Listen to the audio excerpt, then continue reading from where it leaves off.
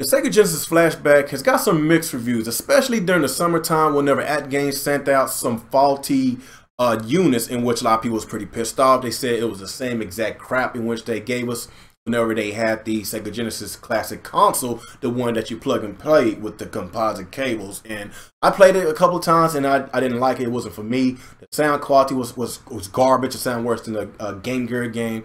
The performance of the games was lackluster, so I didn't want to pay $40 for something that I'm not gonna have fun playing. And ActivesiNGaming, they basically came out with another Sega Genesis clone console, and when I say clone, it's the exact replica of the Sega Genesis, and that what got me to be like, oh damn, I gotta get that. That looks really good. And you know, the deal with this is it has ActivesiNGaming on there. That is my biggest issue at that time, because we know when it comes to the quality of the products, it's been lackluster a lot. So I just want to give you my full, honest, unbiased opinions on how I feel about this. Did ActivesiNGaming knock it out the ballpark, or did they give us the same shitty product in which they gave us in the past? So let's stay tuned and find out how I feel about this.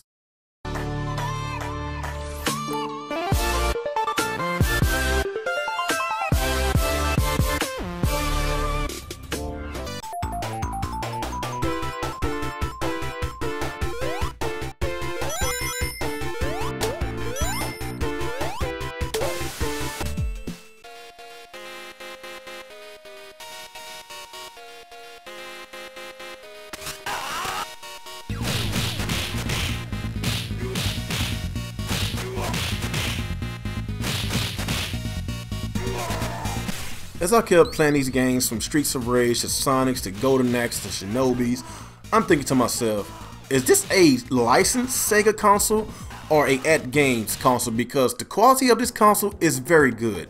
ActivesiNGaming have a really bad history when it comes to the quality of their products, because let's just be real, when it comes to the performance of the games and the sound quality of the games, it was piss poor. It was really bad. And as I kept messing with these features, as I kept putting in my old Sega Genesis games into the Sega Genesis Flashback console, and it plays well. It plays like a Sega Genesis, and that's the most exciting part about this. And what's even more exciting, this console holds really good value for $70. Man, you can't beat this.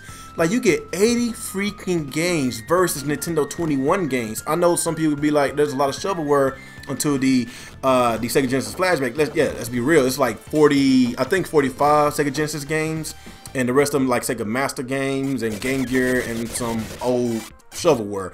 But you still get 40 plus Sega Genesis games versus Super Nintendo games, and those 40 plus Sega Genesis games are really great games. But the thing with that is that I don't like about it, Streets of Rage is not in it. So I had to put in my own Streets of Rage game into the console, in which that's a great feature, in which I wish Nintendo took notes about. And that's why I'm saying, like, the value of this console is so good that it really makes Nintendo's console look bad. Yes, we know that the console is mini, and of course we can't put the Super Nintendo cartridges in there because it's too small. You can't plug in the original Super Nintendo controllers because it's too small. So basically they made it so inconvenient for the old school retro gamers as such myself. But with the Sega Genesis Flashback console, if you're an old school gamer, if you got your old games, you got your old controllers, it is compatible with the system, in which is so good. So all I gotta say is, man, I'm just so speechless right now. Like, I could just tip my cap to ActivesiNGaming for giving us a good quality console.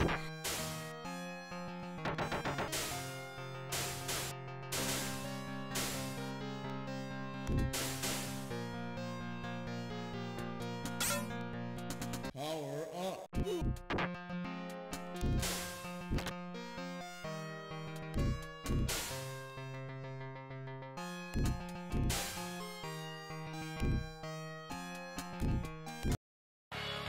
Alright people, my overall opinion about this Sega Genesis Flashback, it's a wonderful, good quality console. It offers a lot it offers a lot for a little price. Only $70 for 80 games. You get to plug your old Sega Genesis controllers.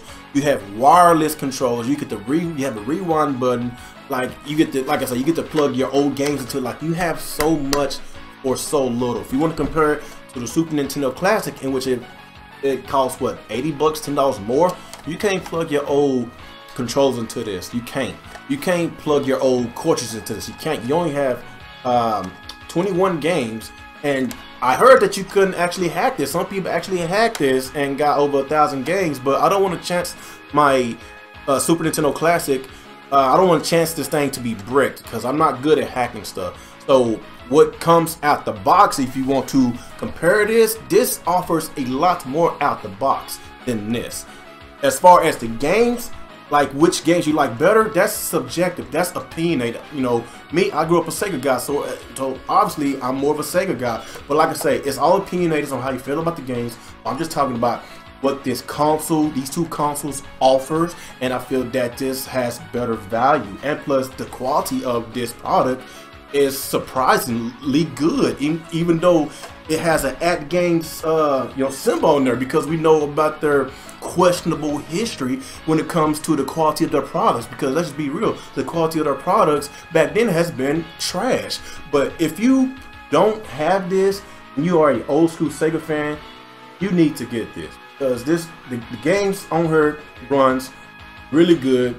If you are a collector, got your old Sega Genesis games, plug that bad boy in, and it will run exactly the same on the old Sega Genesis or Mega Drive, however you want to call it. It runs the same. It runs the same, and I have no issue. I'm happy.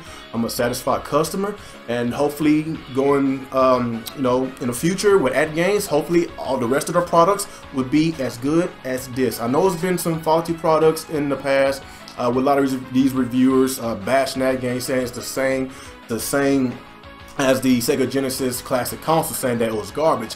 But my experience with this, I even shared y'all my experience. Like, the games look good, it runs good, it sounds good, but y'all just give me y'all overall opinions on how y'all feel about this. Do y'all have a Sega Genesis Flashback? Do y'all have a Super Nintendo Classic?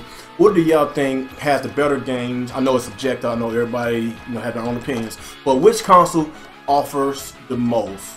That's all I got to say about that. I'm not trying to make this a console war. I'm just going by which one offers more. Like I said, I wish Nintendo give us a slot that we could put our old Super Nintendo games. I wish we could put our old Super Nintendo controls into this. I wish we had all the bells and whistles, but this costs more than this, and it offers little. That's what I'm saying. That's all I'm saying, people. So y'all just give me y'all overall opinions on how y'all feel about this. Do y'all have both of these consoles, Matt? Like, I advise everybody to get these consoles. They're both great. Especially if you grew up in the 90s, if you're a 90s kid, if you love 90s gaming, if you love the 16-bit gaming, like, they're wonderful. I love it. But y'all give me y'all overall opinions about this. How do you feel about this? Are y'all going to purchase it? Do you have it? And if you do have it, let me know how you feel about it in the comment section below. Like, comment, subscribe to my channel. Follow me on Twitter. And once again, it's your boy, Game27. Have a good day.